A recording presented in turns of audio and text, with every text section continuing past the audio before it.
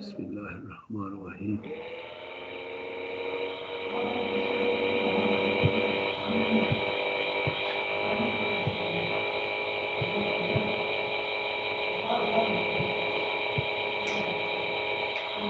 बिस्मिल्लाहिर्रहमानिर्रहीम।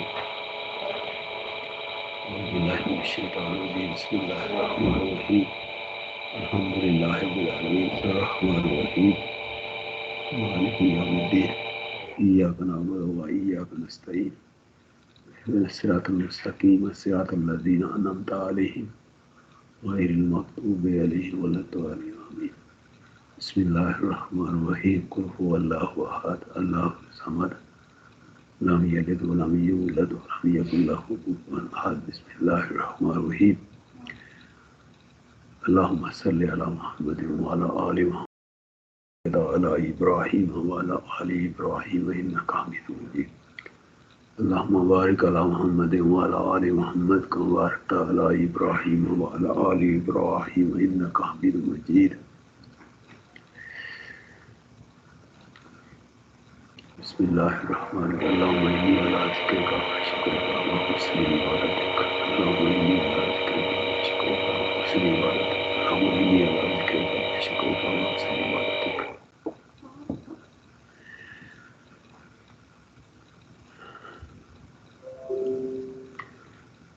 या हय्यु या क़य्यूम बिरहमतिका अस्तगीस ला इलाहा इल्ला अंता सुब्हानका इन्नी कुन्तु मिनज़ ज़ालिमीन। अल्लाहुम्मा सल्लि अला सय्यिदिना मुहम्मदिन व अला आलि सय्यिदिना मुहम्मद व बारिक वसल्लम। औज़ु बिल्लाहि मिनश शैतानिर रजीम। बिस्मिल्लाहिर रहमानिर रहीम।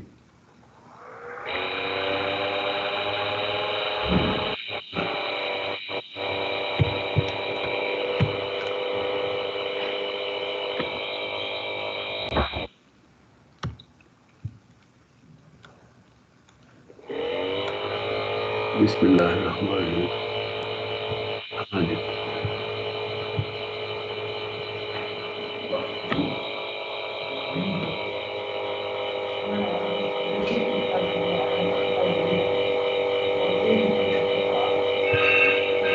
अस्सलाम वालेकुम। ये माइक ऑन करके हाँ जी वालेकुम सलाम। हाँ जी, क्या हाल है आपके? वो थोड़ा सा टाइमली ज्वाइन कर लिया करे काइंडली, क्योंकि फिर टाइम थोड़ा हो जाता है तो। अल्लाह का शुक्र सर, आप कैसे हैं? हाँ जी, मेहरबानी बेटा, बहुत शुक्रिया। असल में हमें हुक्म मिला था कि जी यहाँ पर यूनिवर्सिटी में आके ही क्लास लेनी है, तो वो फिर मैं आ गया था, तो यहाँ लैब ज़रा लेट खुली है तो इसी ना सर कोई मसला नहीं सर। तो हम शुरू करें फिर, स्टूडेंट आते रहेंगे इंशाल्लाह ताला।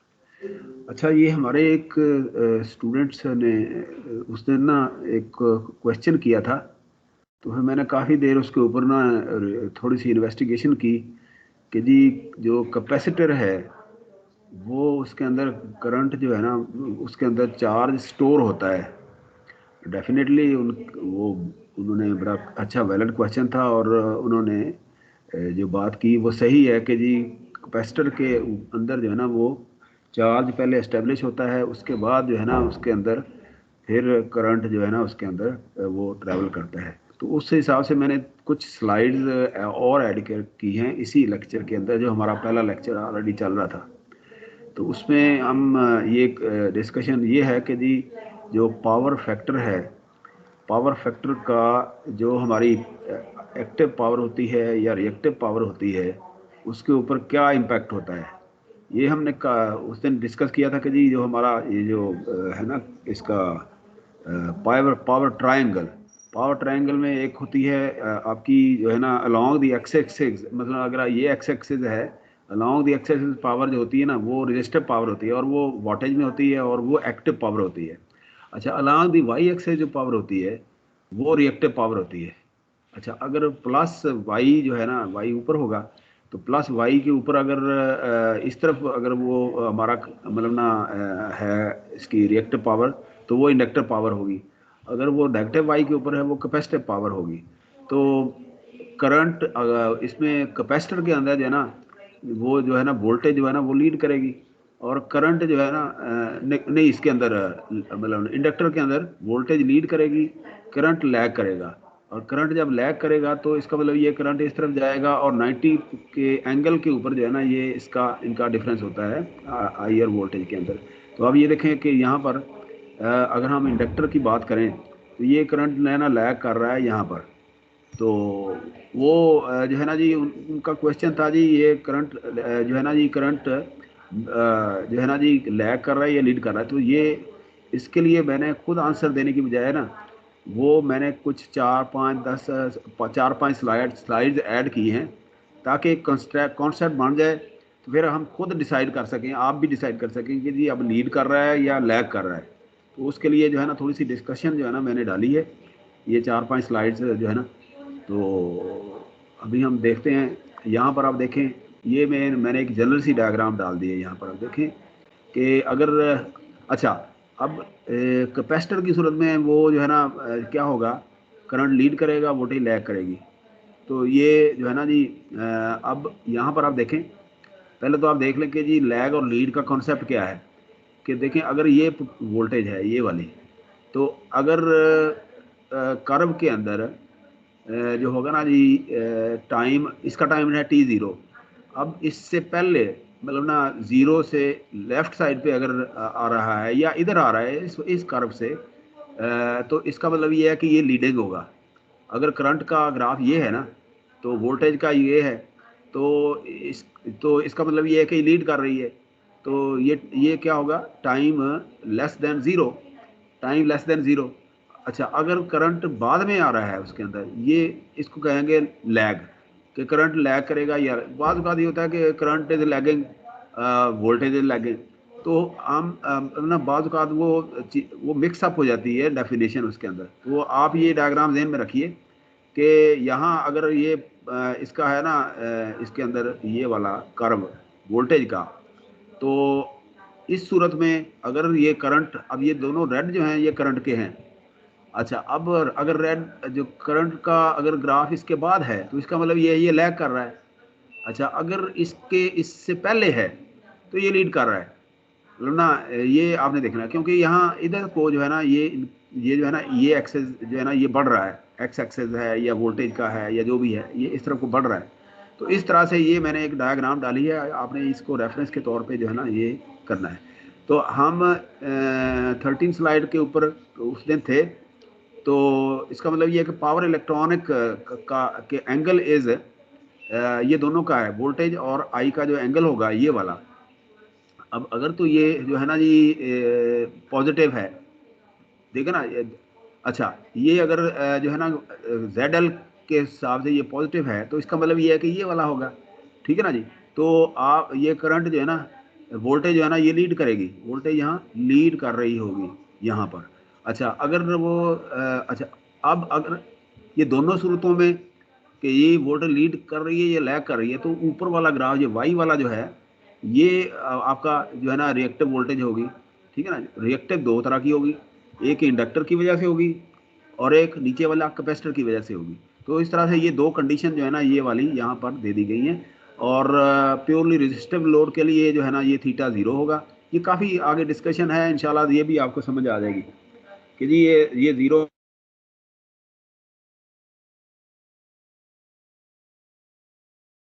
है। अगर ये रिएक्टिव है तो ये ज़ीरो होगा, दोनों सूरतों में ज़ीरो होगा। तो +90 पे जो है ना ये लीड कर रहा होगा, ये +90 पे ये लैग कर रहा होगा, और -90 के ऊपर जो है ना ये लीड कर रहा होगा। ये मतलब ना कैपेसिटर के लिए ये लीड कर रहा होगा और इसके लिए जो है ना लैग कर रहा होगा। तो ये इसकी डिस्कशन जो है ना काफ़ी जो है ना यहाँ पर अवेलेबल है। आगे हम चल बढ़ते हैं। अब यहाँ पर आप देखें कि मैंने यहाँ पर थोड़ा सा फॉर्मली जो है ना यहाँ पर बताने की कोशिश की है कि रजिस्टर जो है ना इसके अंदर जो है ना V/I होता है R, V and I are in phase, इसके अंदर फेज़ होंगे। इसका मतलब ये है कि यहाँ पावर फैक्टर जो है ना अगर फेज़ में है तो ये पावर फैक्टर जो है ना ये 1 होगा, और इसका मतलब ये है कि सारी की सारी पावर जो है ना लोड की तरफ जो है ना जा रही होगी, लोड ने सारी की सारी पावर जो है ना कंज्यूम कर रहा होगा। तो इस सूरत में जो है ना देखे ना जी ये फेज़ ये वाला होगा कि जी ये दोनों मतलब ना इन फेज़ हैं। जी वोल्टेज का भी ग्राफ वही है और करंट का भी ग्राफ है। तो θ = 0, cos 0 = 1, तो पावर फैक्टर जो है ना हमारा 1 होगा और that will be the excellent consumer of power.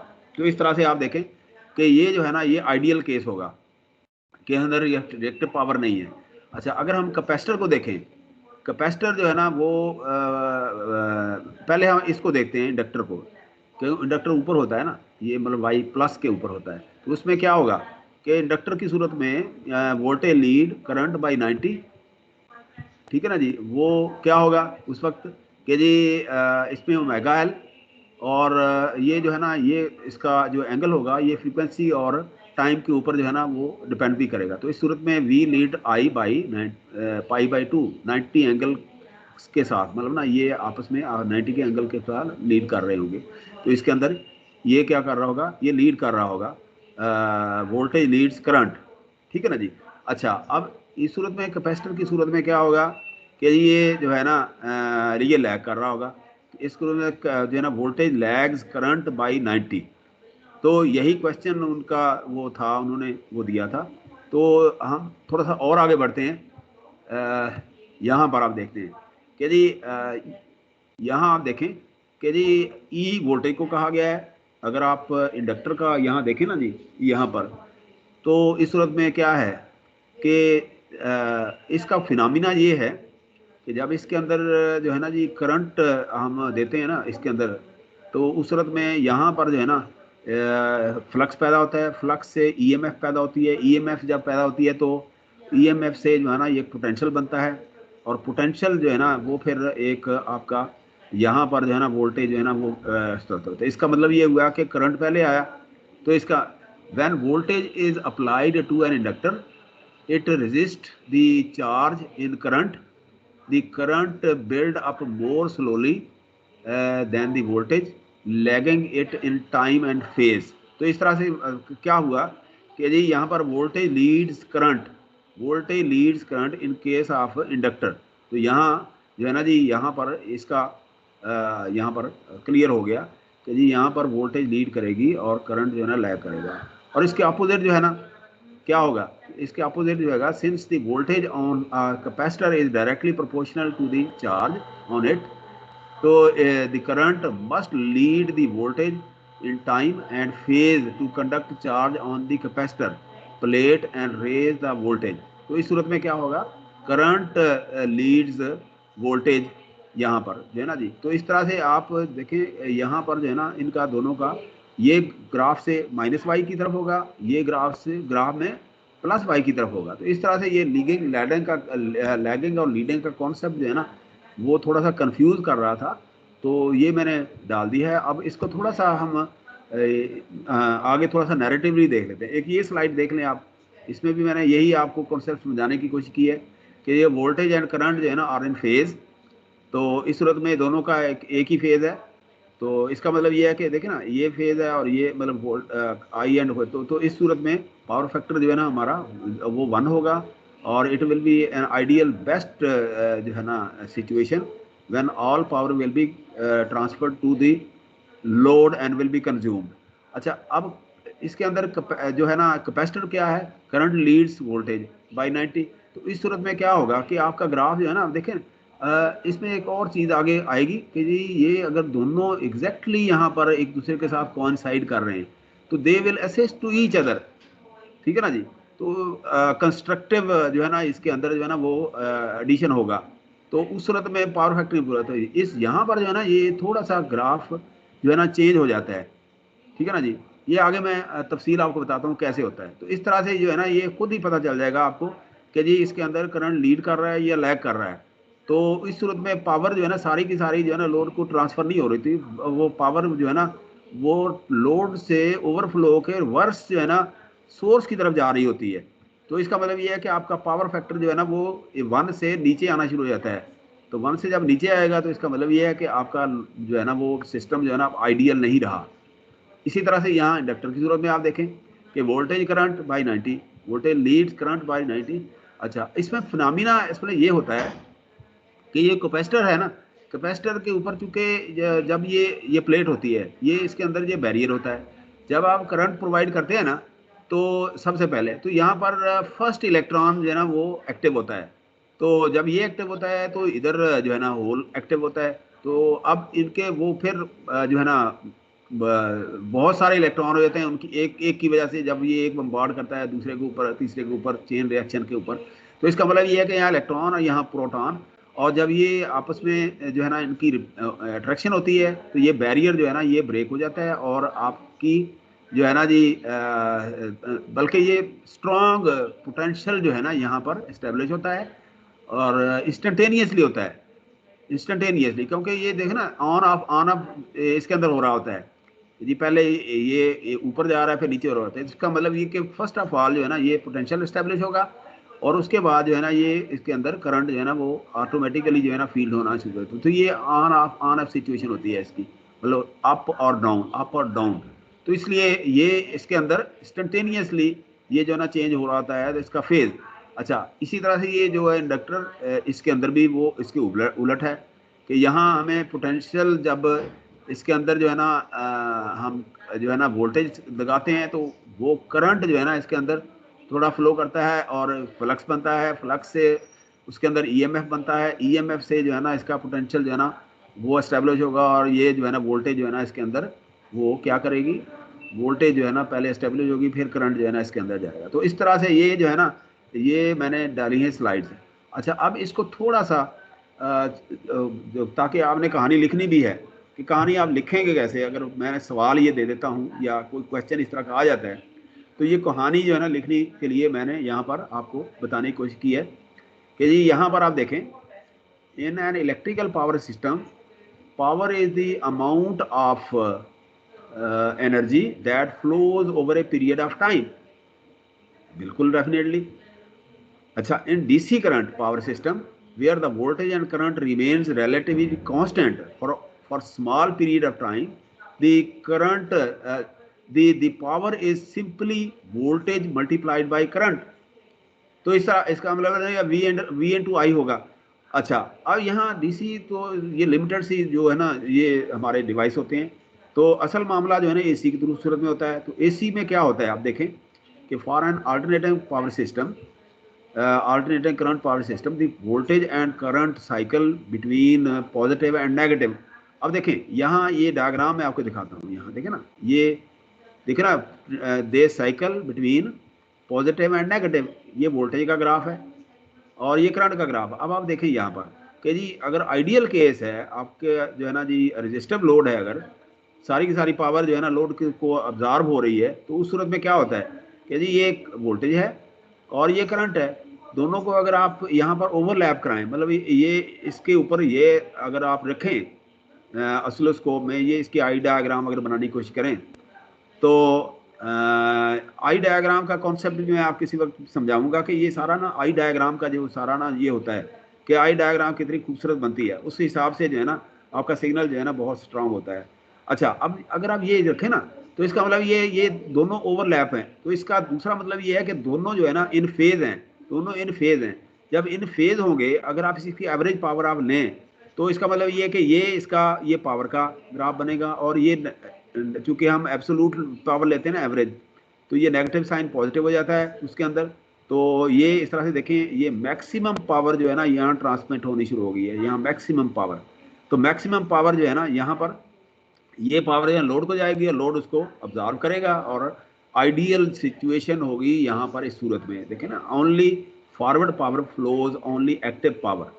तो अगर आप इंस्टेंटेनियसली जो है ना ये पावर फ्लो इसके अंदर आप देखें, तो यहाँ ये कहानी आप देखें, यहाँ पर मैं आपको बता रहा हूँ कि जी for an alternative system the voltage and current cycle positive and negative value, real and useful power, active power is only transferred when voltage and current waveform overlap. यही मैंने बात की आपसे, ठीक है। The ideal case all power useful occurs when voltage and current waveforms have the same shape and are perfectly aligned or in phase, ठीक है ना जी। अच्छा, in this ideal case power can also be calculated as voltage multiplied by current। there is no sign, मतलब इसमें क्या होगा, cos जो है ना वो जीरो हो जाएगा, जब दोनों अलाइन होंगे cos जीरो होगा, cos zero is equal to 1 and they will be voltage multiplied by current. Power जो है ना आपकी ये जो है ना इसके अंदर V into I होगी, और कोई कॉज या साइन कंपोनेंट नहीं होता है इसके अंदर, ठीक है। ये पोर्शन आ गया ये वाला। अब इस पोर्शन को अगले को डिस्कस करते हैं हम। तो अगले पोर्शन को देखें। When voltage and current wave form are out of alignment, the instantaneous power starts alternating between positive and negative power, and power starts flowing back and forward. ठीक है ना जी। The worst case alignment causes all power that flowed forward to flow backward, resulting in a net zero power flow। अब आप देखें कि यहाँ पर अगर हम इसको देखें ग्राफ में, तो इस सूरत में क्या होगा। अब आप देखें यहाँ, ये मैं समझाने की कोशिश करता हूँ कि यहाँ देखें ये ओवरलैप कर रहे थे, तो ये सारी की सारी पावर जो है ना, ये इसका ये जो है ना ग्राफ बन रहा था। अब यहाँ क्या है, तो इसका मतलब ये है कि अगर हम यहाँ पर ये सॉरी बेटा, यहाँ आप देखें ना अगर, कि अब देखें ना ये ओवरलैप नहीं कर रहे। अब यहाँ पर ये जो है ना, ये करंट जो है ना ये लीक कर रहा है। ये देखें ना, ये करंट इससे क्या कर रहा है, ये लैग कर रहा है, सॉरी लीड नहीं, लैग कर रहा है। ये इसके बाद आ रहा है, इस एंगल के साथ। एंगल क्या है 45 का। तो अब इस सूरत में क्या है, जब ये लैग कर रहा है तो ये लोड के ऊपर ये पावर जो है ना ये एब्जॉर्ब नहीं हो रही है इस लोड के अंदर। ये जो है ना इतनी पावर एब्जॉर्ब हो रही है, और ये जो कंपोनेंट है ना पावर का, ये अब जो है ना लोड लेने की बजाय वापस भेज रहा है सोर्स को। ठीक है ना जी, क्योंकि उसके अंदर चार्ज वार्ज पैदा हो जाता है ना, तो वो क्या है, वो उसको वापस भेज रहा है। तो इसका मतलब ये वापस जो भेज रहा है ये बेसिकली तो जीरो है ना ये। तो इसका मतलब ये पावर जो है ना ये रिएक्टिव पावर है, और this power causes the power factor to reduce from 1। ठीक है ना जी। सो इसका मतलब mostly power flow some reactive power present. अब ये रिएक्टिव पावर है, तो ये इसका मतलब ये है कि ये जो है ना ये इंडक्टर है। तो इंडक्टर की सूरत में ये क्या होगा, ये जो है ना कुछ पोर्शन जो है ना इसका वो, या इंडक्टर ये को वैसे आप कर लें को ना, इसको देखें कि ये एंगल को आप देखें। इंडक्टर रिएक्टिव तो वो हमने पढ़ लिया ना, वो खुद ही डिसाइड हो जाएगा कि ये इंडक्टिव है ये रिएक्टिव है। ठीक है ना जी। अच्छा ओके। अच्छा अब उसके बाद जो है ना जी, यहाँ पर आप देखें वर्स्ट केस की सूरत में, वर्स्ट केस की सूरत में देखें ये जो है ना, ये जो पावर जो है ना ये बढ़ती जा रही है।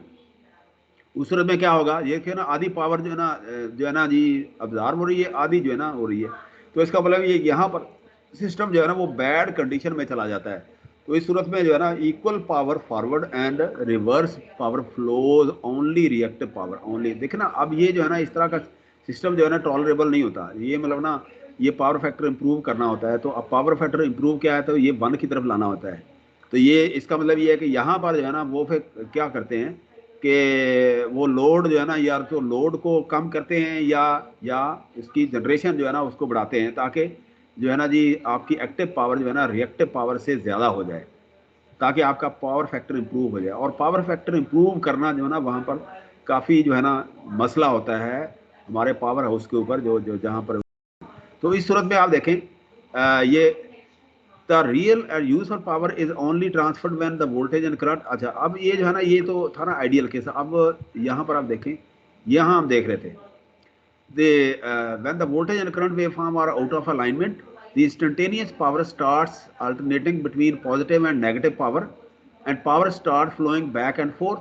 The worst case alignment causes all power that flowed forward to flow backward, resulting in a net power flow. This is reactive flow power flow that provides real active useful power despite the presence of voltage and current। कि जी अगर देखें ना voltage भी है current भी है, लेकिन सिर्फ उसके पावर फैक्टर जो एंगल है कॉज वो जीरो नहीं रहा, कॉज की कुछ वैल्यू आ गई है। तो उस सूरत में जो है ना जी आपका जो है ना जी वो पावर फैक्टर जो है ना वो आपका चेंज हो रहा है। अच्छा अब इसके बाद आप देखें despite not delivering any useful power, reactive power will still require the power system and generator to supply current components of the reactive power, which increases the load on the power system and reduces the amount of useful power that the system can deliver। कि जी अब useful power जो है ना वो reduce होगी यही हम बात कर रहे थे। अच्छा most loads on power system draw both active and reactive power.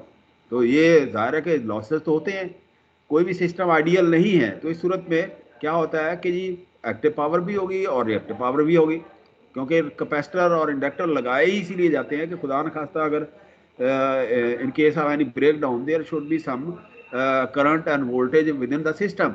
ठीक है ना जी, ये बिल्कुल ही वो ना हो कि जी रजिस्टर में तो ये है ना कि यूं ही पावर ऑफ होगी रजिस्टर ऑफ हो जाएगा। ठीक है ना जी, तो इसलिए वो लोड इसके अंदर रिएक्टिव और एक्टिव पावर लाजमी रखते हैं इंडक्टर और कैपेसिटर की सूरत में। अच्छा, the power factor is used to describe the ratio between power and apparent power, ये भी हमने पढ़ लिया था। अब आगे भी इसकी डेफिनेशन और आ जाएगी, क्लियर हो जाएगी। अच्छा, उसके बाद अब जो है ना अपरेंट पावर क्या है? अपरेंट पावर जो है ना वो जो है ना आपकी रियल पावर होती है, मतलब ना S is equal to V into I, जिसके अंदर कॉस जो है ना वो जीरो होता है। तो this is the magnitude of voltage current multiplied together ignoring the phase alignment and is always positive, कि जी इसके अंदर जो है ना पावर फैक्टर जो है ना हमेशा 1 होता है। ठीक है ना जी, तो इसके अंदर कॉज कंपोनेंट जो है ना वो कॉज 0 होता है, तो इसका मतलब ये मैक्सिमम पावर होती है। अच्छा, apparent power describe the maximum real power that can flow for a given voltage and current. In ideal best case, all power is useful and real power and apparent power are equal. This gives a power factor of 1. यही मैं बात कर रहा था कि दोनों सूरतों में ये बराबर होगी। अच्छा, when there is a reactive power in system, power factor is less than 1, यही बात हमने पिछले उस पे देखी है। So in worst case, all reactive power, no active power, the power factor will be 0 and apparent power S will be equal to reactive power. अच्छा, power factor can also be negative which has the same meaning as positive.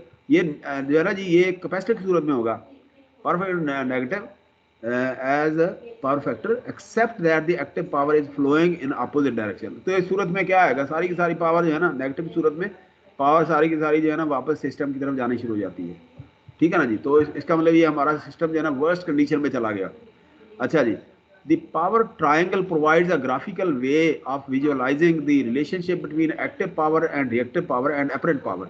अच्छा, positive power represent, अच्छा अब आप देखें कि यहाँ यहाँ एक और मैंने स्लाइड डाली है यहाँ पर, ये इसको समझ सॉरी बेटा, इसको समझ लें जरा। अब देखें यही जो मैं ग्राफ की बात कर रहा था ना, ये देखें ना, ये एक्स एक्सेस है, ये वाई एक्सेस है। अच्छा, इसमें ये जो है ना ये यहाँ अगर देखें ना, अगर पावर अगर वोल्टेज और करंट यहाँ दोनों आ रहे हों तो इसका मतलब ये है कि दोनों जो है ना ओवरलैप कर रहे हैं, तो इसका मतलब ये है कि ये रिएक्टिव लोड होगा और यहाँ मैक्सिमम पावर जो है ना लोड को डिलीवर होगी और यहाँ पावर फैक्टर जो है ना ये 1 होगा, ये पावर फैक्टर इज 1। तो इस रूप में क्या है, total power is the apparent power और जो आपकी रिएक्टिव पावर दैट इज 0। तो ये आइडियल सिचुएशन है। ठीक है, अच्छा अब ये जो है ना एंगल बढ़ रहा है, अब देखें ना यहाँ पर एंगल जो है ना ये इतना हो रहा है, तो उस सूरत में ये पावर जो है ना ये थोड़ी कम हो गई है, 0.5 के ऊपर आ गई है, तो यहाँ पावर फैक्टर 0.86 आ गया। अब ये यहाँ चलते चलते देखें ना, अब यहाँ पावर फैक्टर क्या है, ये पावर फैक्टर जो है ना ये यहाँ पर 0 आ गया है, कि यहाँ पर देखें ना ये जो है ना ये जो है एक्टिव पावर 0 हो गई है और रिएक्टिव पावर जो है ना मैक्सिमम हो गई है।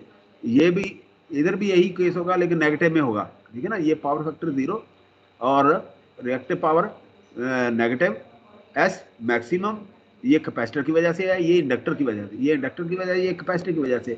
इधर जो है ना उसी तरह से रेशो होगी कि जी आप जो है ना ये करंट बढ़ाते जाएं और पावर जो है ना लीड करेगी, लैग करेगी, इस तरह से आप जो है ना आप इसको जो है ना एलेबरेट कर सकते हैं यहाँ पर। तो इस तरह से आपका ये ग्राफ जो है ना आप शो कर सकते हैं यहाँ पर। ठीक है ना, यही होता है ना कि जी ये जो है ना अगर पावर यहाँ पर ये वोल्टेज है तो ग्राफ इस तरफ होगा। तो इसी को अब मैंने एक लेक्चर में आप लोगों को शायद पिछला आपको याद हो कि वो एक जनरेटर चला के दिखाया था, सिस्टम के उधर डायग्राम आपको दिखाई थी, दो 3 लेक्चर पहले की बात है, वो ज़रा लेक्चर वो निकाल लें, उसके अंदर डायग्राम सी बनी हुई है कि बुश लगे हुए हैं और नॉर्थ साउथ पोल लगा हुआ है, वो उसके अंदर जो है ना वो लगी हुई है, क्या कहते हैं, कोयल लगी हुई है, जो आप वो देखिएगा वो उसी तरह से वो जैसे जैसे ये इनके वोल्टेज लैग लीड कर रहे हैं उसी तरह से जो है ना ये आपका साइनोसाइडल कर्व या साइनोसाइडल कर्व जो है ना बन जाता है।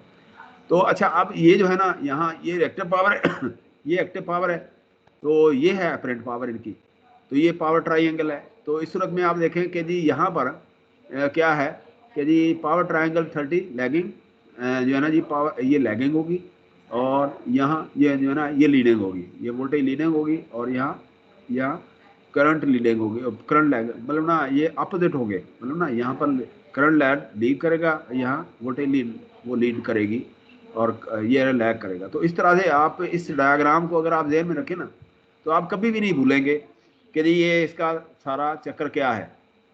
तो अब यहाँ देखें कि the power triangle provides a graphical way of visualizing the relationship between active real power, reactive power and apparent power. अच्छा, positive active power represent power flow out of a generator into a load, and negative active power is power flow out of the load, that is house with solar PV। कि जी वो असल में ना ये कुछ system ऐसा रखा होता है कि अगर ये रिएक्टिव हो जाए और पावर फैक्टर नेगेटिव हो जाए, तो वो आप कोई ना कोई सोलर सिस्टम या कोई इस तरह का चला के आप उसको इम्प्रूव कर रहे होते हैं पावर फैक्टर को, ताकि जो है ना आपकी पावर फैक्टर जो है ना माइनस से प्लस के ऊपर चला जाए, अप्रोचेज टू नियर टू 1। अच्छा, अब power positive reactive power represent reactive power consumption by the load, where the current waveform is lagging behind the voltage waveform and is typically caused by inductive load. Negative reactive power represent reactive power being supplied by the load when the current waveform is leading the voltage waveform and is typically caused by inductive load। असल में ना होता यही है कि जी ये जब ये पावर फैक्टर जब नीचे आता है ना, तो कैपेसिटर जो है ना फुली चार्ज हो जाता है, और कैपेसिटर जो है ना वो सोर्स बन जाता है।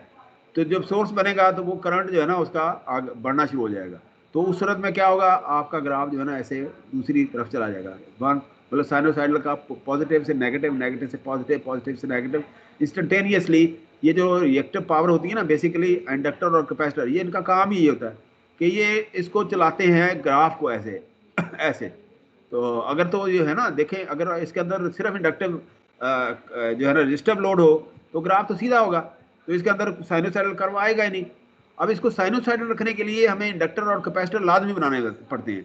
तो इसका मतलब ये पॉजिटिव रिएक्टिव और नेगेटिव रिएक्टर उसको कर रखना पड़ता है हमें ना, मजबूरी है, ताकि वो ग्राफ जो है ना साइनोसाइडल जो है ना आपका आगे चले। 3 फेज का कॉन्सेप्ट यही है। तो for a constant apparent power, for example the rated apparent power of a generator, the combination of active and reactive power trace out a circle. This circle represents the operating area of a device, with the edge of the circle representing the rated power rating operating limit. So for a given apparent power, increasing reactive power will reduce the amount of active inner power that can be supplied. Here it is desirable to control and minimize reactive power to maximize the active power that can be supplied by the power system. Power system जो है ना वो इसको reverse से वो provide कर सकता है।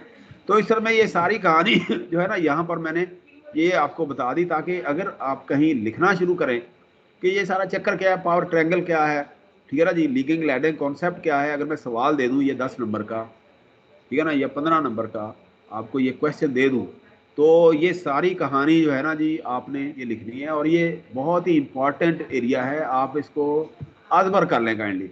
और मैं कोई वो सिलसिला बनाता हूँ कि नेक्स्ट टाइम नेक्स्ट लेक्चर में कोई हम छोटा मोटा क्विज टाइप जो है ना हम कर लें, क्विज का हम थोड़ा सा वो बना लेंगे।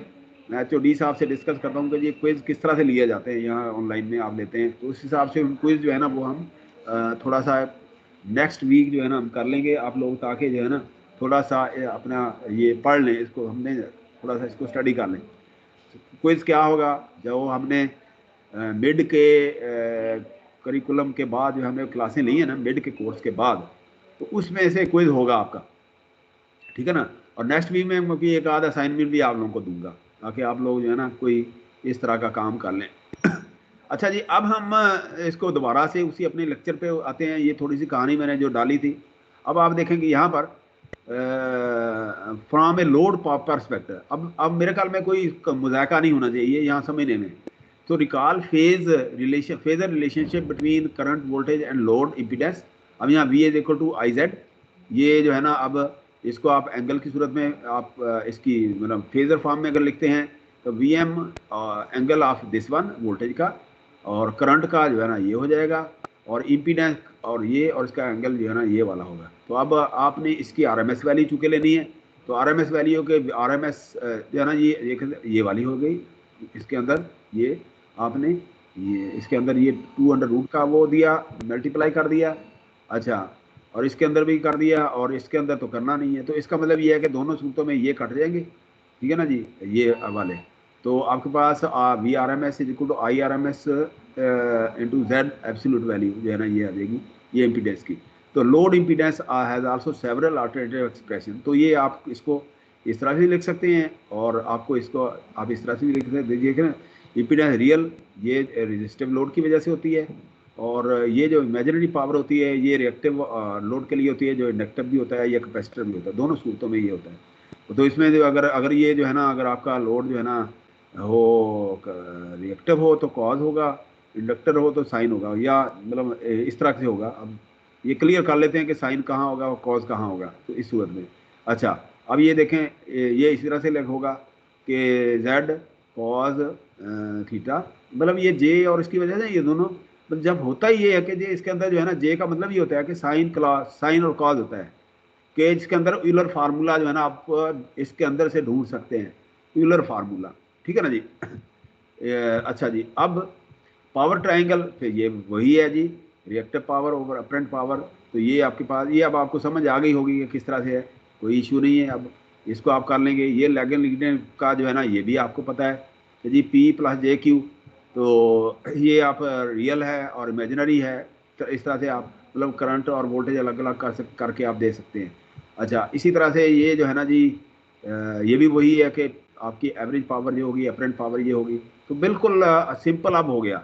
अच्छा, इसी तरह डेफिनेशन का पावर, अगर आप जो है ना जी इसको लेना उसकी सूरत में फ्रीक्वेंसी कहते हैं, फ्रीक्वेंसी डिवीजन डोमेन के अंदर, मतलब एक तो होता है ना टाइम डोमेन, टाइम तो लिखा होता है we T small we T instantaneously. तो अगर आप जो है ना जी टाइम डोमेन से आप फ्रीक्वेंसी डोमेन में लेते हैं, तो ये जो है ना ये कैपिटल आ जाते हैं।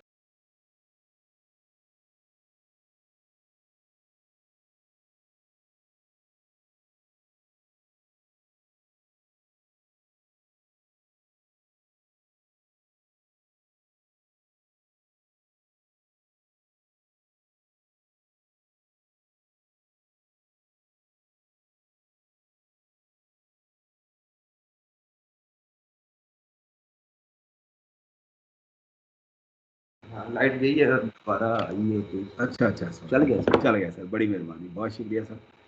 अच्छा जी, ये सॉरी, ये लाइट का एक जर्क आया था, लाइट ऑफ हुई थी और लाइट ऑन हुई थी, तो इसलिए ये हो गया। तो अभी जो है ना दोबारा से हम इस पे आ गए हैं। अच्छा, आप ये देखें ना, ये जो है ना ये कॉम्प्लेक्स पावर जो है ना, आप इसको फ्रीक्वेंसी डोमेन में इस तरह से लिख सकते हैं, और अगर आप इसके ऊपर जो है ना कॉज वाला लिखें तो आपके पास ये वाली होगी। तो power is a real power और average power, real power average power. तो Q is the reactive power, coordinate quadrature power. अब क्वाड्रेचर वही थे ना जो डायग्राम के अंदर, ठीक है ना। यहाँ पर ये इसका क्वाड्रेचर का मतलब मैं आपको बताने लगा कि ये क्वाड्रेचर है, क्वाड्रेचर 1, क्वाड्रेचर 2, क्वाड्रेचर 3, 4।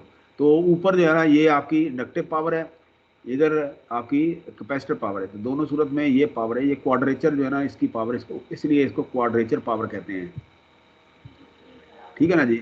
यहाँ अब आप ये देखें, ये सारा जो है ना वो वही सारा है। तो अपरे अच्छा, इसी तरह से ये कम्प्लेक्स पावर भी है, अपरेंट पावर होगी, ये होगी आपकी दूसरी पावर। अच्छा, अब आप इसको करते जाएं, रियल पावर ये उसी तरह से है, ये मेरे ख्याल में कर लेंगे, हमने कहानी सारी पढ़ ली है, ये वाली भी, ये दोनों सूरतों में। अब यहाँ से हम कैलकुलेशन शुरू करते हैं, ठीक है ना जी। ये अब यहाँ पर जो है ना जी, आप इसको इस पोर्शन को आपने ज़रा सही समझना है। तो इसी में से कोई क्वेश्चन हम करेंगे नेक्स्ट टाइम, और इसी में से भी कोई आप लोगों को मैं असाइनमेंट दूंगा। जब आप देखेंगे यहाँ पर ये एक सर्किट है फॉर एग्जाम्पल।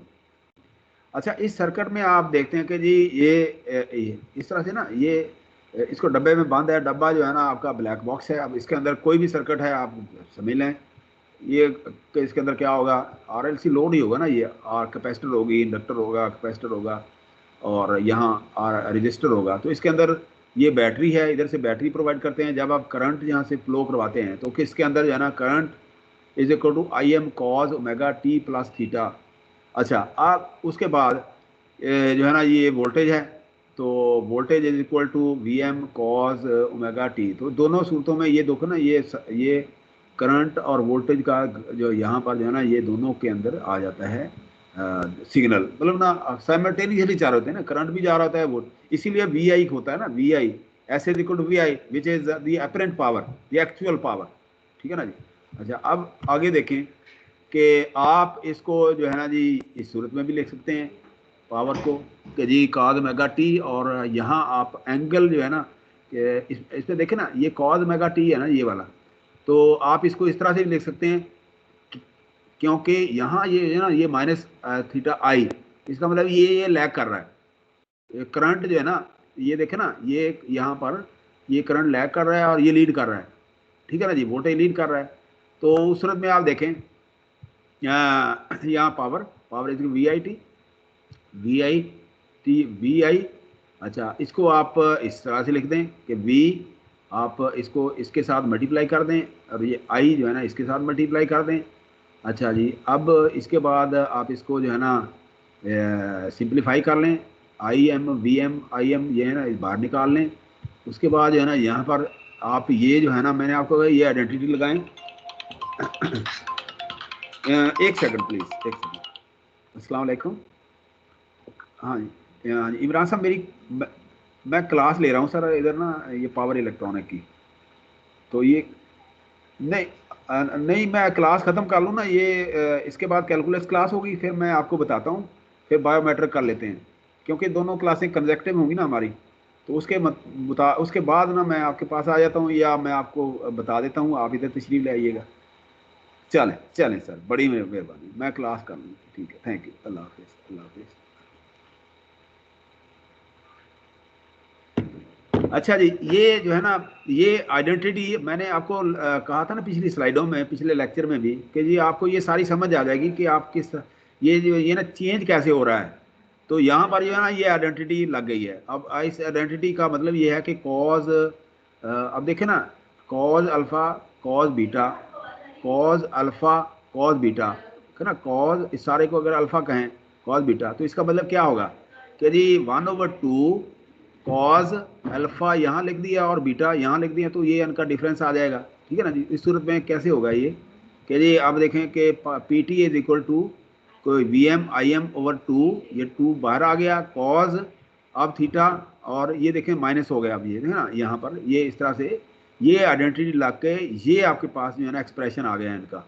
अच्छा, उसके बाद आप देखें कि जी यहाँ एक और आइडेंटिटी आ गई कि since cos alpha plus beta is equal to cos alpha cos beta minus sine alpha sine beta.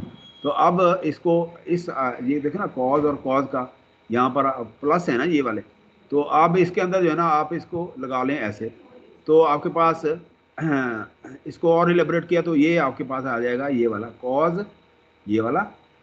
ठीक है ना जी, कॉज आप लिख लें ये वाला, और माइनस ये वाला।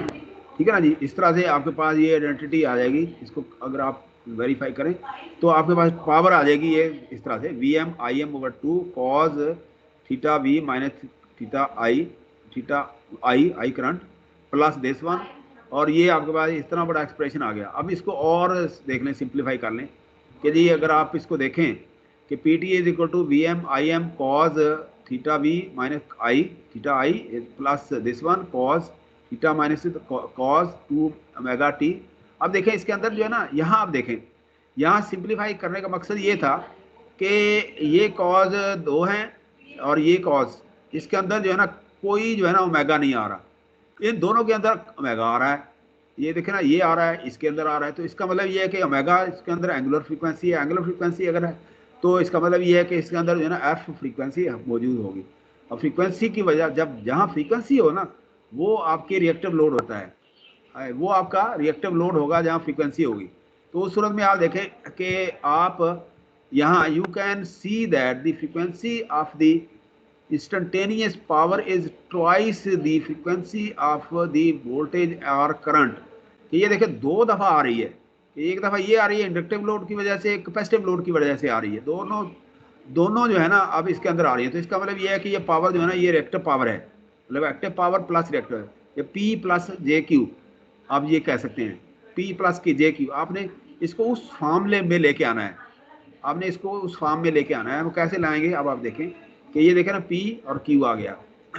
अच्छा, अब P T is equal to, अब यहाँ देखें ये टोटल पी है, ये आ गया, माइनस यहाँ पर क्या होगा, यहाँ जो है ना ये माइनस जो है ना यहाँ पर ये minus P cause omega T, यहाँ ये इसके अंदर जो है ना चूंकि ये कॉज जो है ना इसका ये लैग कर रहे हैं ना, तो अब इसके अंदर जो है ना ये यहाँ पर आ जाएगा, ये आ जाएगा plus minus P cos omega two T plus Q sine. तो अब इस सूरत में जो है ना जी ये देखें यहाँ पर आपके पास आ जाएगा ये, ठीक है ना जी, यहाँ क्यू साइन, कॉज का आ गया फंक्शन, साइन का हो गया। तो इसका मतलब ये एक पावर जो है ना आप इसकी एक आ जाएगी ये current lagging behind voltage inductor, और यहाँ वोल्टेज लैगिंग बिहाइंड करंट। तो यहाँ पर ये है ना आपके दोनों आ जाएंगे, तो आपके पास ये पावर का फार्मूला यहाँ पर आ गया। अच्छा, अब इसके बाद आप देखें कि यहाँ ये पावर अब यहाँ आपने जब देखी तो एक्चुअल पावर आपकी ये है, ठीक है ना जी, और एंगल जो है ना आपका चूंकि जा रहा है ये एवरेज पावर है। तो अब यहाँ पर आपके पास जो आप सिर्फ पहले रियल पावर लेते हैं कि इसके अंदर रियल पावर फैक्टर कौन सा है, तो रियल पावर आप इस तरह से लेते हैं, रियल पावर एवरेज पावर, ठीक है ना जी। अब इस सूरत में आप देखें which is the active power absorb by the element, इसमें आप देखें कि जी कौन सी पावर है जो ऑब्जॉर्व हुई है इसके अंदर एलिमेंट के अंदर। एग्जाम्पल इलेक्ट्रिक हीटर, स्टोव और ओवन, ये एग्जाम्पल दे दिए उसने ना। अच्छा, इसका मतलब ये है कि क्यू जो है ये रिएक्टिव पावर है, रिएक्टिव पावर है, ठीक है ना जी। अच्छा, अब इसके अंदर which power flow absorb by or delivered by the elements, कि जी वो पावर जो है ना ये reactive power represent energy stored in reactive elements, मतलब inductor and capacitor. So inductor and capacitor इसका यूनिट क्या है, VAR है, इसका यूनिट है VAR। तो इस सूरत में क्या होगा कि जी आप जो है ना ये रियल पावर होगी, ये रिएक्टिव पावर होगी VAR। अच्छा, अब इसको और हम देखें कि अगर आप इसका ये डेफिनेशन निकालें, ये जो हमने लास्ट स्लाइड्स में जो शुरू में देखी है कि जी कम्प्लेक्स पावर आपकी क्या होगी, यहाँ दोबारा से रिकॉल कर लिया हमने इसको। Previously we found it convenient to introduce sinusoidal voltage and current in terms of complex number of phasor, ठीक है ना। Definition, let the complex power be the complex sum of real power and reactive power. So P is equal to P is equal to complex power जो है ना equal to P plus Q J Q. तो ये where P ये P bar is complex power, P is the reactive power और Q is the reactive power. तो इस तरह से आप देखें आपके पास जो कंपोनेंट बनेंगे वो इस तरह के कंपोनेंट बनेंगे कि advantage of using complex power, we can compute average and reactive from the complex power जो है ना। अब इसमें देखे ना एवरेज जो रिएक्टिव एक्टिव पावर होगी रियल पावर कहलाती है आपकी, माइनस VI ये वाली होगी कि इसके अंदर Q is equal to imaginary power आ जाएगी इसके अंदर जो है ना जी। अब ये जो है ना यहाँ इस तरह से आपके पास ये दोनों आपके पास आ गए। अब आप देखें कि जी PQ सिंपली आप जहन में रखें कि जहाँ पर जिसके साथ J आएगा ना वो आपकी रिएक्टिव पावर होगी। आप वो बस देखें कि जी आपकी जो ये जो है ना ये कॉज है ना इसके साथ J नहीं है, तो इसका मतलब ये एक्टिव पावर है, ये सारा कंपोनेंट जो है ना एक्टिव पावर का है, ठीक है ना जी। तो अब ये जो है ना ये आपका साइन है और इसके साथ वो J लगा हुआ है, ये आपकी रिएक्टिव पावर है, ठीक है ना। ये आपने अगर कुछ भी ना याद रहे तो आपने ये छोटा सा फार्मूला जो है ना ये ध्यान में रखना है। अच्छा, अब इसको आप फ्रीक्वेंसी डोमेन में देख लें कि P is equal to P plus J Q, तो आपके पास ये एब्सोल्यूट वैल्यू इसकी आ जाएगी। तो P square plus Q square under root, ये आपके पास इसकी जो है ना मैग्नीट्यूड, और ये इसका एंगल आ गया। आप इसको इस तरह से भी शो कर सकते हैं। तो अब इसको पावर ट्राइंगल में आप इस तरह कर सकते हैं कि VA और P और रिएक्टिव। मैंने जैसे आपको बताया था कि P जो है ना एवरेज पावर ये वाट में होती है और ये VAR में होती है, ये जो है ना KVAR में होती है, ये जो है ना VAR जो है ना, ये जो है ना पावर ये VA नहीं, ये VAR होगी रिएक्टिव पावर, ये होगी VA, और ये वॉट में होगी। तो इस तरह से आप इसको कर सकते हैं। और इसके अंदर जो है ना ये पावर जो है ना ये वाली वी ए ये अपरेंट पावर कहलाती है, ये अपरेंट पावर कहलाती है ये वाली, ठीक है ना जी। अच्छा जी, अब यहाँ पर आप देखें थीटा इसका ये कहलाएगा tan inverse P over Q, और tan इस तरह से आप ले सकते हैं। तो tan आपने वो लिया कि जी ये देखें ना ये इसका ये आया कॉज वाला ये वाला, और साइन वाला ये आ गया v इंटू आई, ये v इंटू आई कट गया, और आपके पास आ गया जनाब ये इसको आप tan कर लें, इस तरह से कर लें, इसको इस तरह से शो कर सकते हैं, ये वी आई कट गया दोनों का। उसके बाद जो है ना ये tan ये थीटा आ गया ये वाला, और इसको और सिंप्लीफाई करें तो अब tan inverse theta is equal to यहाँ आ जाएगा पावर फैक्टर ये वाला, यदि इसके अंदर पावर फैक्टर क्यू और क्यू वी मतलब थीटा वी माइनस थीटा आई जो है ना, ये आप इस तरह से आपको क्या कैसे निकला कि जी ये देखिए ना tan इनवर्स tan जो है ना ये कट जाएगा, tan इनवर्स tan जो है ना कट जाएगा। तो जब ये लगाए so the geometric relation for a right angle triangle means the four power factor dimensions P small, ये देखें ना एवरेज पी, ये पी जो है ना जो अपरेंट पावर होती है, क्यू जो है ना जो आपके पास होती है क्या इमेजिनरी पावर, और थीटा जो है ना एंगल है लैगिंग लीडिंग एंगल है। तो ये the can be determined if any two of the four are given. यदि आप इससे न्यूमेरिकल क्वेश्चन जब आएगा आपके पास तो आप इस तरह से जो है ना इसको निकाल सकते हैं कोई भी वैल्यू आपकी। तो अब जब आप इसको निकालते हैं तो आपके पास इस तरह से एक्सप्रेशन जो है ना आप ले सकते हैं। तो उसके अंदर के जी आप क्या करते हैं, आप इसकी करंट जो है ना कंजुगेट ले लें, और ये मतलब ना ये आप सिंपल जो है ना ये अब चीज़ें रह जाती हैं जी। Power is equal to P plus J Q, तो ये आपके पास इसका एक्सप्रेशन है, और इसको एलेबरेट कर लें और इसको आप फेजर फॉर्म में ले आएँ, ठीक है ना जी, वी आई ओवर 2, और इसको आपने जो है ना इसकी फॉर्म ले लिया यूलर फॉर्म की सूरत में, ये साइन ओवर ये जो है ना साइन ओवर कास, ठीक है ना नहीं हाँ ये आपने इसको ले लिया उसी तरह साइन ओवर कास, ये मतलब ये पावर फैक्टर ये लास्ट लाइन में हमने कैलकुलेट किया है।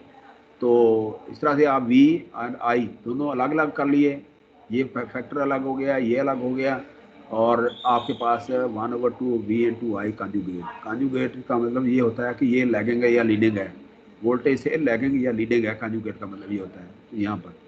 या आपके पास ये साइन होता है ये जे साइन, तो आप कॉन्जुगेट का मतलब ये है कि लीडिंग लैगिंग है ये वाला, तो इसका मतलब ये इमेजिनरी पार्ट है इसका, where I is conjugate of the current I.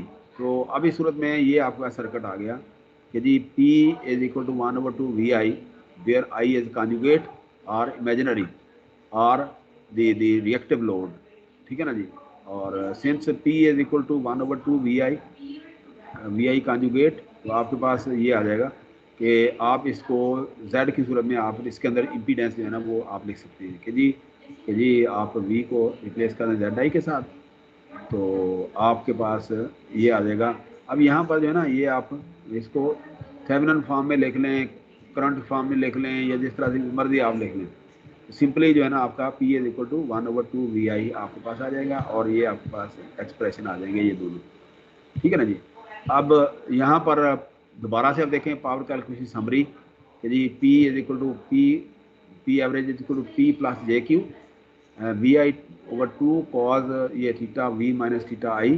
तो ये आप मतलब वही एक्सप्रेशन है पहले वाला ही, तो आप इसको इस तरह से पावर ट्राइंगल जो है ना इसका वो दे सकते हैं। तो अब आप ये यहाँ एक नया एक टर्निंग बोर्ड है, यहाँ पर आप देखें कि हमने कैलकुलेट करना है अब कि कैसे हम जो है ना पावर देखेंगे कि, तो इसमें आप देखें कि in any circuit conservation of power is achieved, कि पावर जो है ना वो कहते हैं पावर डिस्ट्रॉय नहीं होती, यदि आपकी पावर जो है ना वो लोड की तरफ चली जाती है और लोड उसको ऑब्जॉर्व ना करे वो वापस सोर्स की तरफ आ जाती है, लेकिन वो ज़ाया नहीं होती, वो इसके दरमियान जो है ना वो स्विंग होती रहती है, वो पावर जो है ना ऑटोमेटिकली उसके अंदर जो है ना स्विंग होती रहती है। तो इस सूरत में क्या है, दी टोटल पावर सिग्मा जो है ना ये इसको कहता है total power all circuit elements P I is equal to 0। दरमियान देखे ना, जो इसका मतलब ये है कि जो लोड जो आपके सोर्स से जनरेट की लोड ने ले ली, तो जो टोटल पावर जो है ना ये इधर अगर पॉजिटिव है इधर लोड में नेगेटिव है, तो इसका मतलब ये दोनों जो है ना वो जीरो हो जाएंगी। तो इसका मतलब एवरेज पावर जो है total power sigma P is equal to 0। This implies that in any circuit conservation of average power and conservation of reactive power is achieved। ये देखें ऑल की सर्किट एल में क्यू आई ई आई 0 और R power जो है circuit P I average is equal to 0। However, apparent power, the magnitude of the complex power is not conserved। देखना जी, वो apparent power जो है ना वो उसके अंदर, क्योंकि आई और साइन और कॉज का साइन जे का कंजुगेट फंक्शन होता है कि वो कभी भी जो है ना वो ज़ीरो नहीं होती, वो कुछ ना कुछ के अंदर होती है, इसलिए वो उसको आप कैलकुलेट नहीं कर सकते। अब यहाँ से हम एग्जांपल शुरू करते हैं। अब देखें कि जी ये सर्किट है आपके पास, बिल्कुल उसी तरह से आपने ना वो इसको अप्लाई करते जाना है कि जी यहाँ देखें ये वोल्टेज है, ये आपके पास ये करंट है, और यहाँ ये रेजिस्टर लगा हुआ है, ये जो है लगाना 4 है, ये जो है ना आपका ये क्या कहते हैं इंडक्टर है, ये कैपेसिटर। आपने क्या करना है, इस डायग्राम को जो है ना फेजर फॉर्म में कन्वर्ट करना है। ये फ्रीक्वेंसी डोमेन में, ये है टाइम डोमेन, देखिए ना यहाँ पर ये ना ये टाइम डोमेन है, टी है ना यहाँ पर ये टाइम, ये टाइम डोमेन। और अगर आप इसको सॉल्व करेंगे तो ये इसकी जो इक्वेशन बनेगी वो रेक्टेंगुलर इक्वेशन कहलाती है, रेक्टेंगुलर इक्वेशन। अच्छा, अब यहाँ आप क्या करते हैं, यहाँ जो है ना अगर आप एक्स इसको करते हैं ना, ये देखें ना ये कैपेसिटर है, तो आप फार्मूले लगा लेंगे 1/ओमेगा सी एक्स सी आ जाएगी, एक रिएक्टेंस आ जाएगी AXL ओमेगा एल ये आ जाएगी, और जहाँ आपको ओमेगा की जरूरत पड़ेगी ओमेगा इज 2 पाई एफ। अब एफ जो है ना ये फ्रिक्वेंसी जो होती है ना ये अगर पाकिस्तान में कैलकुलेट करना चाहें तो आप इसको 50 कर लें, अगर आप यूके में या अमेरिका में करना चाह रहे हैं तो 60 कर लें। तो पाई जो है ना आपको पता है, तो आप क्या करेंगे, 2 जो है ना ये उसी तरह रहेगी क्योंकि ये अनचेंज है, और ये जो है ना 4 हेनरी जो है ना ये आ जाएगी J8, और इसी तरह से 1/6 फैरेड जो है ना ये J3 आ जाएगी। ये आप इसको मतलब ना फेजर फॉर्म में ले जाएं इसको, ठीक है ना, ये फ्रीक्वेंसी डोमेन में ले जाएंगे। अब ये फेजर फॉर्म कहलाता है, ये एंगुलर फॉर्म ये होता है, ये जो टाइम डोमेन में होता है इंस्टेंटेनियस होता है, और रेक्टेंगुलर फॉर्म में होता है, तो ये फेजर फॉर्म है। तो इस तरह से आप इसको जब आपने ये कर लिया, अब आपके पास जो है ना आसानी है, ये आप करंट निकालें। करंट जो है ना आपके पास जो है ना 10, इसके अंदर जो है ना कितना करंट होगा, ये आई 10 होगा, आई मतलब ना क्या होगा आई 10 ये वाला, ये आप इसने आपने इसको कन्वर्ट कर लिया ना इसके अंदर, तो ये आसान होता है इसको करना। ये देखें ना, ये अगर आप इसको करें, इसको भी आप फेजर फॉर्म में कन्वर्ट करेंगे। फेजर फॉर्म में कैसे करेंगे कि 2 स्क्वायर प्लस ये 5 रह गया 5 स्क्वायर अंडर रूट, तो ये आपके पास आ गई इसकी एवरेज, जो कि ये होगी इस तरह से होगी, ये वाली इस तरह से होगी, और एंगल जो है ना tan इनवर्स मतलब कॉज ओवर साइन, तो ये tan हो जाएगा। और इसको इस फॉर्म में ला के फिर जब आप डिवाइड करेंगे तो आपके पास ये वाला आ जाएगा। यहाँ आप कैलकुलेशन कीजिएगा ना ये लाने के लिए, ये सिंपल है, आपने पहले भी कहीं ना कहीं किया होगा, लेकिन मैंने पिछले लेक्चर में आप अच्छा मैंने एक ना आपको दिया था, अगर आप ना कर सकें, ये मैंने आपको एक सप्लीमेंट्री लेक्चर दिया था, ठीक है ना जी, सप्लीमेंट्री लेक्चर दिया था, अगर आप याद हो आपको कि जी आप इसको पढ़ें, तो उसका जो लास्ट पेज है ना अगर आप देखिएगा, उस पेज के अंदर जो है ना ये सारी कन्वर्शन जो है ना वो मौजूद है, मतलब यहाँ मौजूद है। ये उस कन्वर्जन को देखते हुए आपने पी क्यू जो है ना ये आप उसको सॉल्व करिए, क्योंकि अगर आपको कहीं और से ना मिले ना तो आपने जो है ना वो मेरे सप्लीमेंट्री लेक्चर से वो पेज जो स्लाइड आखिरी है 1-2 मतलब होगी या 3 होगी स्लाइड्स, वो आपने निकाल लेनी है, उसको आपने यहाँ समझ के तो आपने इसको कन्वर्ट कर देना है। अच्छा जी, अब इसके बाद जो है ना the average power delivered by the source, average power आप निकाल लें, तो एवरेज पावर क्या होगी, अब इसका रियल पार्ट है ये, ठीक है ना, एवरेज पावर क्या V/I, तो अब आपके साथ जो है ना आई ये आ गया, आई V कौन सा है, ये वाला है, ये वाला है, तो आप V/I कर लें, तो उसका रियल पार्ट आप कर रहे हैं, इमेजिनरी पार्ट नहीं ले रहे। एवरेज पावर जो है ना उसके अंदर इमेजिनरी पार्ट जो है ना वो कंसीडर नहीं करते। अच्छा, अब ये जो है ना आप इस तरह से कर लें, अब इसको फर्दर मल्टीप्लाई करें, ठीक है ना जी, और आपके पास जो आ जाएगी ना ये 3.45, क्योंकि यहाँ कॉज निकाल लेंगे ना इसका कॉज, तो ये इसके साथ मल्टीप्लाई करेंगे 3.4 वाट आ जाएगी ये। अच्छा, इसी तरह से आप रिएक्टिव पावर निकालें जी। सर माउस ऊपर पॉइंट किया करें, हमें समझ नहीं आता आप किस इक्वेशन की बात कर रहे हैं। देखिए बेटा, यहाँ अगर आपको समझ में आना है, मैं कोशिश तो करता हूँ कि माउस देखे पे ना, बस पॉइंट हो सकता है ना, इस तरह आप ये कह रहे होते हैं तो हम देख रहे होते हैं नहीं देखे ना, मैं माउस मैं कोशिश तो करता हूँ, लेकिन बाद का मिस हो जाता है। अब देखिए ना, यहाँ पर मैं ये कर रहा हूँ कि ये जो है ना, ये वोल्टेज है ये वाली, और करंट जो है ना ये वाला है जो आपने कैलकुलेट किया है, यही दोनों तो आपने। कह रहा हूँ, अभी नहीं नजर आ रहा आप किसकी बात कर रहे हैं। आप ना नहीं माउस आ रहा, नजर आ रहा है, बिल्कुल ये नहीं तो मैं, नजर आ रही, स्लाइड ही नजर आ रही है हमें। नहीं ये आपको माउस हिलता हुआ नजर नहीं आ रहा, ये माउस नहीं सर, बिल्कुल माउस नहीं आ रहा नजर। क्यों नहीं आ रहा, ये देखे ना, मैं तो इसको देख रहा हूँ सर यही साथ। तो कह रहा हूँ, लिंक में हमें बहुत सी चीजें नहीं नजर आती, इसमें बस आपकी स्लाइड चलती हुई नजर आ रही है। ये देखे ना, ये माउस तो मैं इसको घुमा रहा हूँ, देखिए बेटा ये जो है ना, किसी और से सर पता कर ले, ये बैटरी ये है। किसी स्टूडेंट जरा काइंडली बताइएगा, किसी को नजर भी आ रहा है ये माउस ये चलता हुआ, प्लीज बताइएगा। हेलो, कोई स्टूडेंट काइंडली ये बताया कि ये माउस जो है ना, ये मूव करता हुआ नजर आता है प्लीज। ये मैं बाकायदा जो है ना, ये माउस को साथ घुमा रहा हूँ, जहाँ जहाँ मैं बोल रहा हूँ ना उसके साथ मेरी कोशिश होती है कि ये माउस जो है ना आपका, क्योंकि यही तो एक जो है ना सोर्स है हमारे दरमियान कम्युनिकेशन का। अगर ये माउस का ही ना करे तो फिर जो है ना कम्युनिकेशन गैप हो जाता है।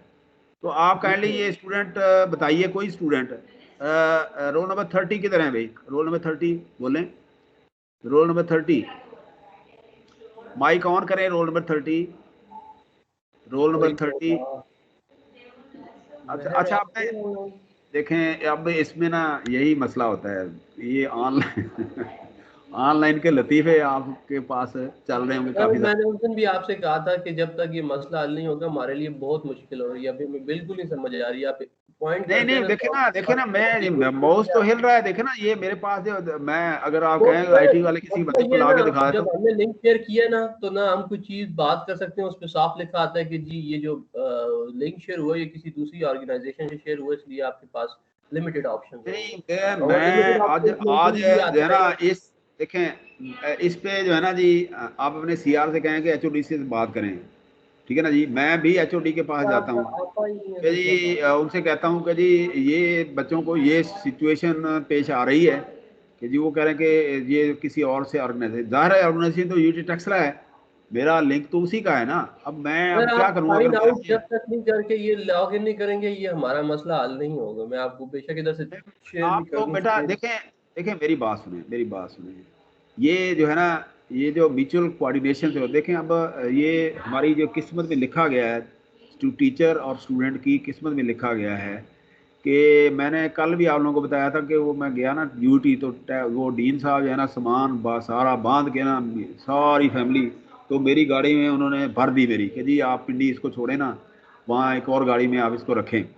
और उसके बाद वो सारे जो है ना करके, मैंने कहा जी इतना लंबा प्रोग्राम क्या है, उन्होंने कहा जी जनवरी तक तो ऑफिशियली है, और उसके बाद फरवरी में भी लग रहा है कि जी 30 फरवरी और मार्च में ये यूनिवर्सिटियाँ खुलेगी। तो उन्होंने एग्रीमेंट किया था वर्चुअल यूनिवर्सिटी से कि जी वर्चुअल यूनिवर्सिटी जो है ना बच्चे वहाँ जाके इम्तहान दे देंगे। तो वो वर्चुअल यूनिवर्सिटी ने उनको जवाब दे दिया कि जी अगर आप यूनिवर्सिटी हैं तो हम भी तो यूनिवर्सिटी हैं, तो हमारे ऊपर भी वही कंडीशन लागू होती हैं, लिहाजा हम आप लोगों को बच्चों को अकोमोडेट नहीं कर सकते, आप छुट्टी करें। तो फिर क्या हुआ, कोई एग्ज़ाम भी कोई नहीं हुआ, अब क्लासें भी कोई नहीं हो रही यूईटी में। आप लोगों की तो बड़ी बड़ी है ना, ये इनकी बहादुरी है मैं यूनिवर्सिटी की, कि ये क्लासें तो कंडक्ट करवा रहे हैं। अब यूईटी टेक्सला जो है ना, देखें ना आप कितनी बड़ी यूनिवर्सिटी है, वो सारे मुल्क की यूनिवर्सिटी है, वो बंद हो गई है और उसके कोई क्लास नहीं हो रही, एग्ज़ाम तो गए भाड़ में। तो अब वो सारे टीचर जो है ना, वो कोई भी, कल मैं गया हूँ तो सारे उल्लू हो रहे थे वहाँ सारी यूनिवर्सिटी के अंदर जो है ना, सिवाय पीएचई एक दो चार बैठे थे, बस बस 1.5 साल। तो अब यहाँ पर अब इसका मतलब ये है कि हमारी किस्मत में ये लिखा गया है। अब अगर लिखा गया है तो हम इसको क्यों ना पूरी तरह से इम्प्लीमेंट करें। अब मैं जब बात करता हूँ बेटा, देखिए ना, मैं जब से इधर आया हूँ मेरी अभी तक कोई वो जो है ना पेमेंट बिल नहीं बना। उसकी वजह है कि मेरे ऊपर उन्होंने कहा था डिग्री आप लेके आए, तो वह डिग्री जो है ना, डिग्री के लिए मैं यूनिवर्सिटी जा रहा होता हूँ, ठीक है ना जी। अच्छा, वो कह रहे हैं कि जी जब तक आपको आपका जो है ना ये फाइनल नहीं होता केस, तो हम आपकी जो है ना वो नहीं कर सकते, बल्कि ये पॉलिसी नहीं है कि जी देखे ना यहाँ 4-5 टीचर विजिटिंग के बैठे हैं, वो पढ़ा रहे हैं, मुख्तलिफ खवातीन बैठी हैं, बंदे बैठे हैं, वो सारे यहाँ से पढ़ा रहे हैं आके। तो ये हमें को मिला कि जी इधर से ही आके पढ़ाएंगे आप लोग। अब हम बाउंड हैं, अब यहाँ जो है ना कोड मेरे पास है नहीं है, मैं वो यूईटी वाला कोड अपनी तरफ से ये कर रहा हूँ। अब ये यूनिवर्सिटी को चाहिए कि मुझे फैसिलिटेट करे बेटा, तो इसमें आप अच्छा लोग सर, भी ये एचओडी है साहब कि को कहें, हम बात कर लेते हैं हेड ऑफ डिपार्टमेंट से, अगर वो जो बताते आप भी हैं बात ठीक करें। है, वरना नहीं है तो हम एक ग्रुप हम बनाते हैं, उसमें हम आपको ऐड कर लेते हैं, वो हाँ, मसला आप हमारा उनको सजेस्ट करें, आप उनको सजेस्ट करें कि सर अगर नहीं बनाते तो हम ग्रुप बना के हम सर को दे देते हैं, आप मुझे वो दे दें बेटा, मैं उस पर कर लूंगा। मैं तो इसलिए कर रहा हूँ कि इन्होंने कहा कि नहीं जी आप आईटी के जो है ना इससे आप आके ऑनलाइन हो, तो आप देखें ना लिंक वही चल रहा है, शुरू दिन से वही लिंक चल रहा है।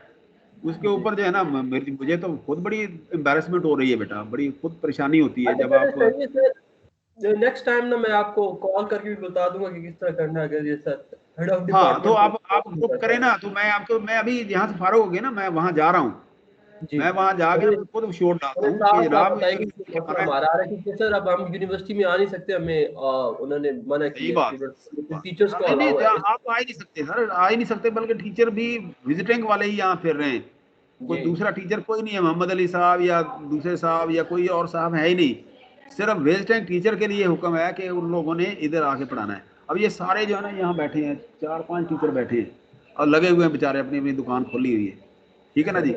तो अब क्या करें, हमारी रोजी है बेटा, हमने आना ही आना है, तो हमने आपको पढ़ाना है, अब दयानतदारी के साथ पढ़ाना है, तो हम तो कोशिश करते हैं। अब देखें मैं 7:45 किधर आ गया था, तो सर, आपकी फिर आपकी बात सही है, वो मैं वही कह रहा हूँ ना, जब तक आपके साथ कोई आईटी डिपार्टमेंट वाला नहीं बैठेगा ये मसला नहीं हल होने वाला था। नहीं, मैं आज करता हूँ बेटा, मैं जाके ना आज चौधरी साहब से, बल्कि आप लोग जो ही क्लास खत्म होती है ना, आप उनसे बात कर लें, कोई आपके सीआर साहब बात करें चौधरी साहब से, तो मेरी चीज जी इसके बाद कैलकुलस की क्लास है फौरन, तो इसलिए मैं जरा मुश्किल है, तो आप जरूर देखिएगा। अच्छा, अब चलो इसमें सर, ना ये ये बात टाइम खत्म हो रहा है, आप ना थोड़ा सा ये करें कि ये एग्जांपल कीजिएगा, ये वाली ये आप एग्जांपल कीजिएगा, ये आप देख लें, उसके बाद ताकि हम इसको कहीं पहुंचा देना, ये एग्जांपल पूरी आ रही है। उसके बाद ये जो है ना रिलेशनशिप, ये आसान है रजिस्टर के, कि जी ये रजिस्टर कैपेसिटर के आप ये हमने किए हुए हैं पहले, आप देखें ना ये इनकी पावर, और ये आप कर लेंगे, ये पावर फैक्टर इसका, ये भी हमने किया हुआ है कैपेसिटर का, ठीक है ना जी। अच्छा, इस तरह से जो है ना ये इसके अंदर ये तीनों का कंपैरिजन बता दिया है, ठीक है ना जी, VAR का ये किस तरह से होगा। अब ये एग्जांपल है, ये इस तरह से ये एग्जांपल है, मतलब 2 एग्जांपल होगी। अच्छा, इसके बाद ये तीसरी एग्जांपल है। अच्छा, उसके बाद ये चौथी एग्जांपल है, ये पावर फैक्टर करेक्शन है, ये तो इसकी एग्जांपल है। तो ये 4-5, ये उसके बाद ये मैक्सिमम पावर ट्रांसफ़र है। तो इसमें जो है ना जी आप लोग ना एक काम करें, आप इसमें जितने भी इसके अंदर क्वेश्चन है, न्यूमेरिकल क्वेश्चन, तो ये एक असाइनमेंट की सूरत में ना आप मुझे ना बना के दें। असाइनमेंट 2 होगी, ये 3 होगी, 2 है मेरे ख्याल में। तो एक असाइनमेंट के तौर पे ना ये आप इसका एक तो आप कर लेंगे, समझ लेंगे, तो इसके अंदर जितनी भी इसके अंदर एग्जांपल्स हैं ना ये वाली, तो इसकी आप एक असाइनमेंट बना लें, और फिर इसी में से मैं ना ये जो है ना आपका क्विज ले लूँगा, मतलब ना इसी लेक्चर में से आपका मैं ये कुछ ले लूँगा। अच्छा, ये इसमें ना ये बेशक ये जो है ना, चूँकि हमने ये पढ़ा नहीं है, हमने 3 फेज़ अभी हमने पढ़ा नहीं है, ये 3 फेज़ को आप छोड़ दें, तो यहाँ इस पेज पर 80 पेज जो है ना 80 तक आप ना जी इसको कर लें, पेज नंबर 80 तक जो है ना जितने भी आपके पास न्यूमेरिकल हैं वो आपने काइंडली इसको करना है, और करके आपने असाइनमेंट ना जो है ना आप इसी तरह से करें कि असाइनमेंट बना लें हाथ से, उसको आप वहाँ वो कॉपी करके तो भिजवा दें अपने सीआर को, सीआर जो है ना वो मुझे दे देंगे, भिजवा देंगे, ईमेल कर देंगे, जिस तरह पहले आपने बनाई थी। तो लेकिन ये हैंड रिटन होनी चाहिए, ठीक है ना, हैंड रिटन होनी चाहिए, ठीक है। तो इंशाल्लाह ताला फिर चूँकि मेरी नेक्स्ट क्लास अभी शुरू होने वाली है, इसलिए जो है ना आज का हम यहीं स्लाइड नंबर 80 तक हम जो है ना इसको करते हैं, और 81 से ऑनवर्ड जो है ना वो 3 फेज़ होगा। 3 फेज़ को फिर हम नेक्स्ट लेक्चर के अंदर हम देखेंगे इंशाल्लाह ताला 3 फेज़ में, कि 3 फेज़ के अंदर क्या होता है, क्योंकि वो अभी पढ़ा नहीं है हमने, ठीक है ना जी।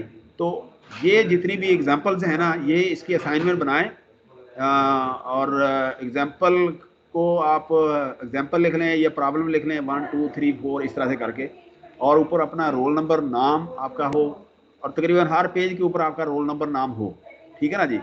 तो ये आप इसकी आप फिर वो कॉपी बनाएं, कॉपी स्कैन करके, और उसके बाद जो है ना ये कॉपी आप CR को भिजवा दें। CR साहब जो है ना वो पहले की तरह मुझे ना ये आपको भिजवा देंगे, नेक्स्ट क्लास से पहले पहले आप भिजवा दें। नेक्स्ट क्लास जो है ना, नेक्स्ट जो है ना, चले मैं फेवर देता हूँ, नेक्स्ट थर्सडे तक ये कर लें, ठीक है ना। तो नेक्स्ट थर्सडे तक जो है ना ये सारी चीज़ें मेरे पास आ जानी चाहिए। मैं फिर यहाँ अटेंडेंस में देख लूँगा कि आपकी किस किस की असाइनमेंट आई हुई है, ठीक है। तो आज का हम यही स्टॉप करते हैं। Thank you very much. तो इंशाल्लाह ताला नेक्स्ट क्लास में मुलाकात होगी 3 फेज़ के साथ, ठीक है। तो बहुत शुक्रिया आपने किया। तो अब ये अटेंडेंस वाला जो है ना, CR साहब आप ना इनकी अटेंडेंस लेके मुझे भिजवाइएगा काइंडली। ये जो हजरात तशरीफ़ लाए हैं ना इसके ऊपर हैं, तो आप काइंडली जो है ना आप मुझे जो है ना इन सब की CR जो है ना इसकी सॉरी सारे सबकी जो है ना अटेंडेंस जो है ना मुझे भिजवा दीजिएगा, ईमेल कर दीजिएगा। मेरे ख्याल से खुद भी नहीं आए। हम वो नहीं, मेरे ऑनलाइन है, वो उनका नेट का मसला है, वो मेरे साथ हैं। तो CR नहीं तो GR से कह दें, ठीक है ना जी। उनसे कह दें कि जी ये जो है ना ये मुझे भिजवा दें, ठीक है। अभी मेरी दूसरी क्लास चला रही है, तो टाइम लैप्स हो रहा है, इसलिए काइंडली अब मैं इजाज़त चाहता हूँ। इंशाल्लाह मुलाकात होगी बाद में, ठीक है। ओके जी, thank you very much everybody, बहुत शुक्रिया आपका। तो असाइनमेंट जो है ना बना के आप नेक्स्ट थर्सडे तक आप मुझे ना वो भिजवा दें थ्रू आपके CR के। थैंक यू, बहुत शुक्रिया, अल्लाह हाफिज़।